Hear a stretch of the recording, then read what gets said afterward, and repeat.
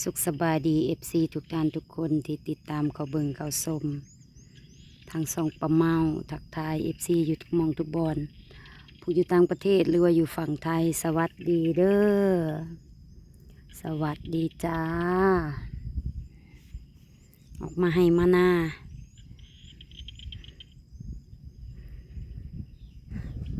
ก็ปลูกสาวหลังยังเหลือก็เลยเอาออกมาหวาน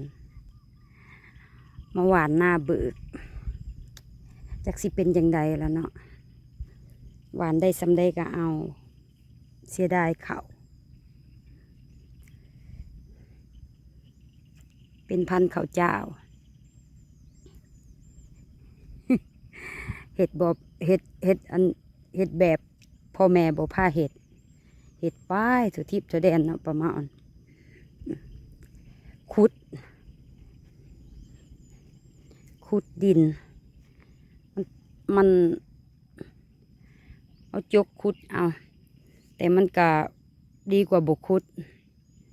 แล้วก็หวานไปยังเข่าอีกขู่หนึ่งก็เบิดอ่ะ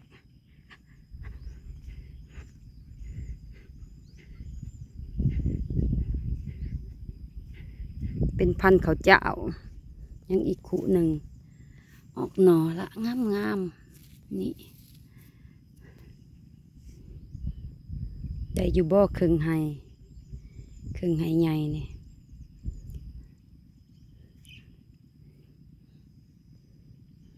พักผ่อนจักซีเมนจักหยกล่ะ เห็ดแบบพ่อแม่บ่พาเห็ดมันก็สิได้กินข้าวย้อนอยู่บ่ยังวะเบิ่งกันนะอย่าว่าแต่ขายเลยเนาะ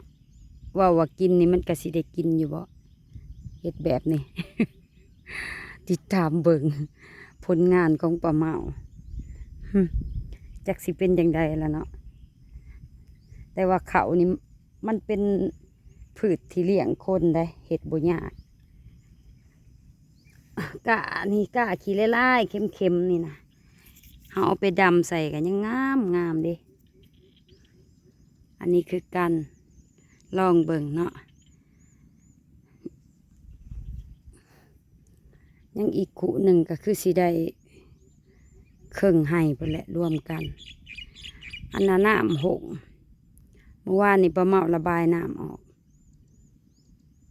เสาหลังว่าหวานใส่โลดว่าสัตว์โอ้ลองเบิ่งสิเป็นจังใดคิดบ่ทันเนาะกันแม่นคิดทันให้เขาเจ้ากระเทิดว่ามันอย่าหลุดลงบ่ได้อย่ามันหล่มบ่ได้ให้เขาเจ้าไถละหวานเลยแต่พุ่นบ่มีผู้คิดซอย คิดบ่ออก คิดบ่ออกซอกบ่ได้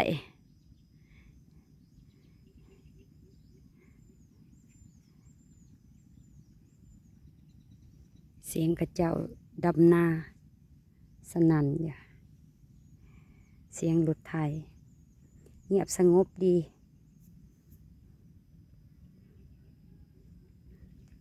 โอ้ยลืมเอาหมวกไปเอาหมวกก่อนเก็บภาพทงไห้ทงหน้าให้พี่น้องได้เบิ่งได้ส้มไปไสก็เก็บภาพหมองหันละเนาะชีวิตประจำวันเขาหน้าหวานของแม่อ้ำงามอิเลียรอเขียวเอาขึ้นเบิดละปีสิมาก็เนาะถ้าว่ามันได้ผลจังสิปรับเปลี่ยนใหม่ปีนี้ก็พ่อปั้นนี่ละบริหารคนเดียวเนาะมันกับพ่อปั้นนี่ละจังว่าเบิ่งก่อนตัวใดดีก็เอาไปนำใส่ตัวใดโบได้เรื่องก็ปะเนาะ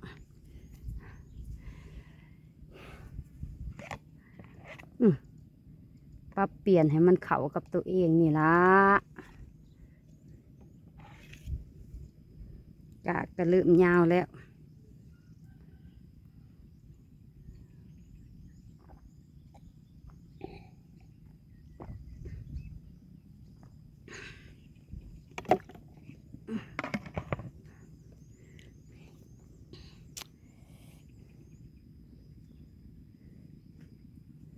อ้น้ำเสาะเนาะ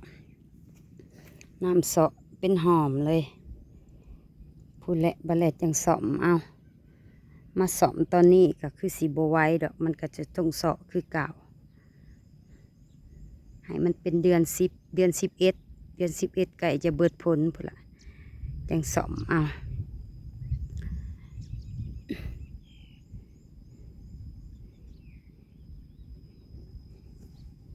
ข้าเจ้าไทยนาหุดแถวทงนี่ทงแถวไก่นี่ข้าเจ้าไทยนาหุดแต่ว่าทั้งเทิงผู้ทั้งจีนหวัดผู้ดำแล้ว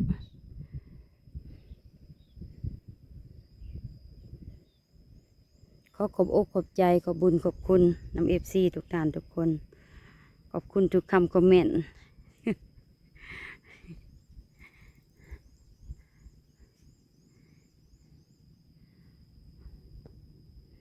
ออกมาถุงไห้ถุงหน้ากะสงบดีสบายใจเนาะเบิ่งแล้วก็สบายตาสบายใจฝากในพี่น้องปองปายผู้อยู่ต่างประเทศหรือว่าอยู่ฝั่งไทยเนาะไปทำการทำงานคิดฮอดบ้านเบิ่งคลิปบ้านเฮาเด้อเบิ่งคลิปวิดีโอของป้าเมาก็ได้เนาะ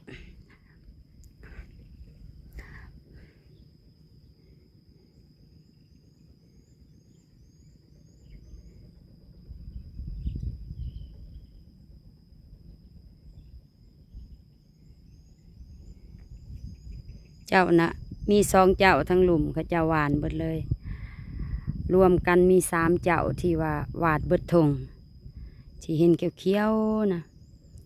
แต่ว่าของแม่อ้ำนี่หวานยังบ่เบิดเพิ่นสิจงไว้เขตเทิงนี่เนาะเพิ่นสิหวานแต่เขตนี้ลงไปพุ่นแหละติดกับนาป้าเมาทั้งหลุมแล้วก็ของป้าแม่งามเบิดแล้วตาอ่อนซ้อนเดี๋ยวสิถามข่าวว่าได้จักสอบปีสิมาป้าแม่ได้จักสอบคันเพิ่นได้ลายเนาะป้าเมาก็สิลองเฮ็ดคือกันนั่นแหละ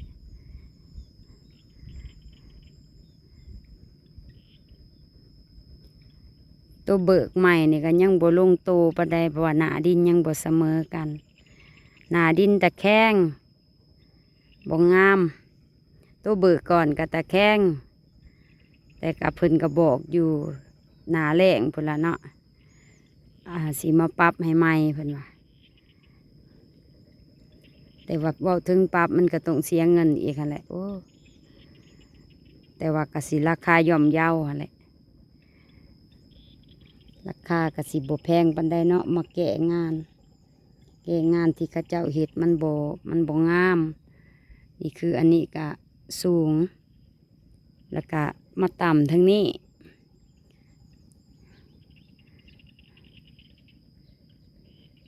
แต่ถ้าตัวใดมันบ่หลวงบ่ลายป้าเมาก็สิให้คนนี่แหละแปลงแนมไปอันทั้งเทียงจะคือมันเหงาใหม่หรือคนเนาะตาป้าเมากะ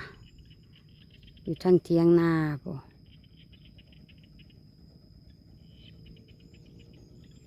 เหงากันเหลืองบ่เลี้ยวแล้วมันทะลุโอ้เหงากันเหลือง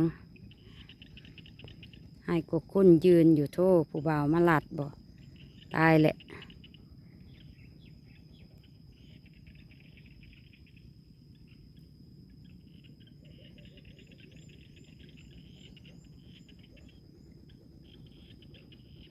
เฮ้ยเสียงเขียดห้อง